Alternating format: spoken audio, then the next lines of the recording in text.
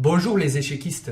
Alors aujourd'hui, je voudrais revenir avec vous sur cette position que vous avez sans nul doute à peu près toutes et tous vue, abondamment commentée et ou analysée et qui a fait le tour du monde. Et pour cause, il s'agit de la position critique de l'ultime partie, Lante, ayant opposé lors de leur match de championnat du monde, le chinois, 32 ans et tenant du titre Ding Liren, et son challenger de 18 ans, l'indien Domaraju Gukesh. Et le match s'est déroulé du 25 novembre au 12 décembre 2024, c'est-à-dire l'année dernière, à Singapour. Juste avant de continuer la vidéo, les amis, petite digression pour vous dire qu'on a quasiment atteint 1000 abonnés sur cette chaîne et que ça, c'est vraiment super. Et par avance, je voulais vous adresser 1000 merci. Et pour les nouvelles et nouveaux parmi vous, soyez les bienvenus et n'oubliez pas de vous abonner en masse. Très important, vous êtes au top, je compte sur vous et je vous souhaite un excellent visionnage. Alors je vous disais que cette position est critique et la première chose que vous devez savoir, c'est que nous en sommes à la 14e et dernière partie du match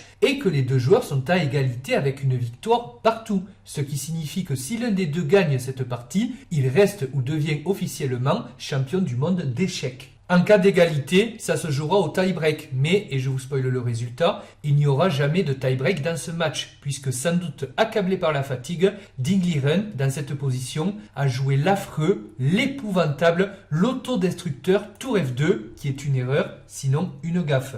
Alors, pourquoi ce coup est-il une erreur, une gaffe? Eh bien, il faut comprendre que les blancs, même s'ils ont un pion de moins, tant qu'ils gardent leurs pièces, ils peuvent espérer se battre et tenir le match nul. Après tout, le roi est à l'aile roi, côté où les noirs vont essayer de créer leur pion passé, l'aile roi qui finalement est le champ d'action où tout va se décider, donc les blancs n'ont pas grand-chose à craindre. Sauf que quand Ding Liren lui joue tour F2, Gukesh n'a qu'à échanger les tours, forcer l'échange des fous et finalement transposer dans une finale roi-pion gagnante.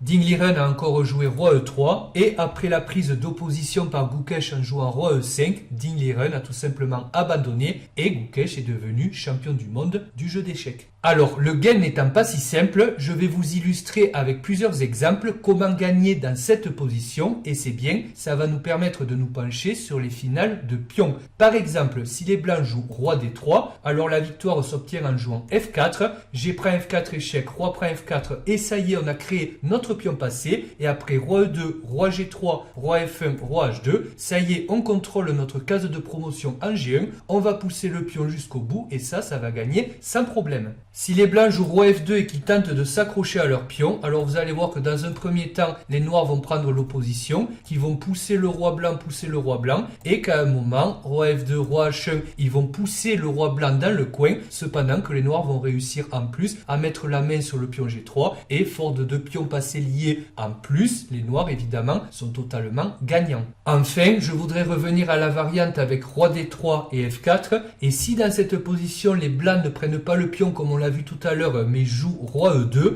Alors, je voudrais préciser que de prime abord, il ne s'agit pas d'une vidéo destinée à l'étude des finales de pions, mais bien d'une vidéo destinée à nous divertir, entre guillemets, en regardant une gaffe qui s'est déroulée en championnat du monde, qui plus est le mois dernier. Donc, je vais faire défiler la variante qui n'a rien de simple, je vous l'accorde rapidement, mais croyez-moi sur parole, ça gagne. F3 échec, là encore, croyez-moi, c'est le seul coup pour gagner. Roi E3, roi D5, roi D3, on a l'impression que les blancs défendent en prenant l'opposition. Roi C5, alors les blancs ne peuvent pas jouer le roi en C3, il ne serait plus dans le carré du pion et après F2, ça gagnerait pour les noirs. Donc roi E3, roi C4, roi F2, roi D3, roi F1, roi E3, roi E1, F2 échec, roi F1. Alors surtout pas roi F3 parce qu'il y aurait patte et ce serait partie nulle. Mais à la place, on va sacrifier le pion. C'est le coup qu'il fallait avoir vu, mais évidemment, Gukesh à son niveau stratosphérique l'avait vu. Roi prend F2, roi D2, roi F1, roi E3, roi G2, roi E2. Ça y est, les noirs prennent l'opposition